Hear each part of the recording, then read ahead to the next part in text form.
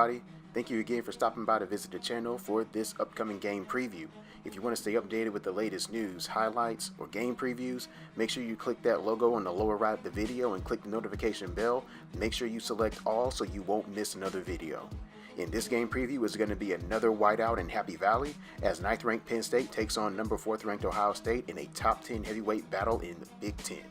As we review the tail of the tape, this looks like it's going to be a shootout between top 5 offenses. Both teams are also ranked in the top 5 in overall S&P+, as well as a top 10 in overall F+ rating. At the moment, this will be the highest ranked opponent either team will see so far. On a neutral site, Ohio State is favored in S&P+ by 5.4 points, and they are a 4-point favorite heading into Happy Valley.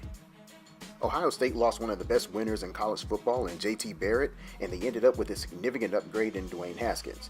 He has led Ohio State to the 3rd-ranked scoring offense in the country, 2nd in total offense, 7th in passing yards per game, and 7th in yards per play average. He gives the offense an added dimension by stretching the field vertically, and he can also hit the dink and dunk game to his playmakers in space to players such as Paris Campbell, K.J. Hill, Terry McLaurin, Austin Mack, and Johnny Dixon.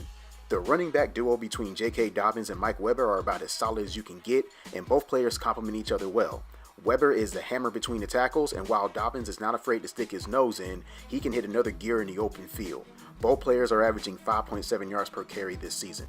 Penn State on defense last year rotated a lot of fresh bodies, and that experience has paid off. The defense is 4th in the country in tackles for loss with 38, and you better be prepared to block everyone who lines up. Freshman Micah Parsons, and I know Ohio State fans don't want to hear about this guy, he's the 3rd leading tackler on this team, and he looks like he will continue the lineage of Penn State's linebackers. Their bell cow up front, though, is Jarreef Miller, and he is a team leader in tackles for loss with 6, along with 3 sacks. The Penn State defense poses a significant challenge for any team who dares to test him through the air. They allow 5.4 yards per pass attempt, and they give up around 70% of their opponent's passing averages. They are elite through the air defensively, giving up 173 yards per game. Okay, let me see if I can recap this. Penn State loses their offensive coordinator to Mississippi State. They lose their all-world running back to the New York Giants, their top wide receiver to the Denver Broncos, and their star tight end to the Miami Dolphins. So what are they doing after that? Oh yeah, that's right. They're just producing the 2nd-ranked scoring offense in the country at 55.5 points a game and a top 5 offense in S&P+. Quarterback Trace McSorley seems like he has been at Penn State forever, and he's doing the same things that he would do as a sophomore, push the ball down the field and create when there is nothing there. However, it can be safe that running back Miles Sanders is their best offensive threat. He's averaging close to 7 yards per carry on the 10th best rushing offense in the country, and in limited action last year, he was averaging 6.16 yards per carry as a sophomore. I guess when you lose Saquon Barkley, I guess there's no problems there. It's been said last year and this year that there are some dudes on that Ohio State defensive line. And this year, there's just no different, man. They got studs on that line, even without Nick Bosa. Draymond Jones, Chase Young, and Robert Landers, those guys took the game over against TCU the other week. And that front 7 is disruptive, and they can turn defense into offense in a hurry. Even if Nick Bosa doesn't play in this game, there's not going to be any issues there. They're 2nd in the country behind Alabama in total sacks against FBS competition with 15. That secondary is crazy athletic, and they are also experienced with players like Kendall Sheffield and Jordan Fuller anchoring that unit. However, if there is a spot on the defense that can be a stress point, and I'm just nitpicking here, is that the defense is prone to giving up big plays. They're 92nd in the country in plays that went over 40 yards or more, 106th in plays that went over 50 yards or more, and 115th in plays that went 60 yards or more as well.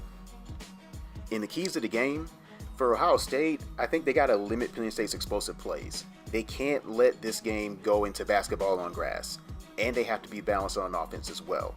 For Penn State, Miles Sanders has to touch the ball at least 20 to 25 times. On defense, they have to make Dwayne Haskins uncomfortable. They can't let him sit back in the pocket and scan the field and give time to throw. Because if he finds his playmakers in space, you're not going to catch guys like Paris Campbell in a foot race. Just go ahead and just forget about it. Okay, Ohio State fans, I know you just saw a computer prediction. Do not freak out. Do not freak out. Calm down, okay? Let me explain what's going on. The computer is giving Penn State's offense a ton of respect. The reason why is because they're putting up 60 on teams lately. They average 7.25 yards per play, so that prediction is saying they're going to average a shade above their average, and then they'll hit 55. Okay? Now for you guys, you average 7.8 yards per play, but on the road, you hit 87% of your average. So since you're doing that, it's going to have you guys score at around 27 points. Now, do I believe you guys will score that low with that offense, with Dwayne Haskins? Nope, not at all. So, that's not my prediction. Okay? Alright, are we cool? Okay, cool. Alright, here we go. So, Penn State can essentially fall out of bed and score 60 points. The team is balanced on both passing and running the football. Ohio State is explosive through the air, and this will be the second team Penn State will face with a yards per attempt average over 10, and that was Appalachian State. And that game went in overtime. So Ohio State has far better athletes than Appalachian State, though. And I see this game, however, as a high-scoring game, and I think the first team that hits 30 points is going to win this one. But I got Penn State in an upset on this one due to their balance on offense. Also the home crowd, and I think they'll get at least one stop to close it out. I feel they let the game from last year get away from them. Sorry, Ohio State fans. This one is tough. I hate picking games like this, but I think I'm going to have to go with the Nittany Lions on this one. Sorry, guys. But at the end of the day, that's all I got for y'all on this game preview. Let me know what you think in the comment section. I'll look forward to seeing it. Also, if you disagree, hey, just back it up with some solid data and facts, and I would love to engage you guys in this one. Make sure you keep it civil in the comments if you guys are going back and forth with each other. Thank you for your support, and be on the lookout for the next video.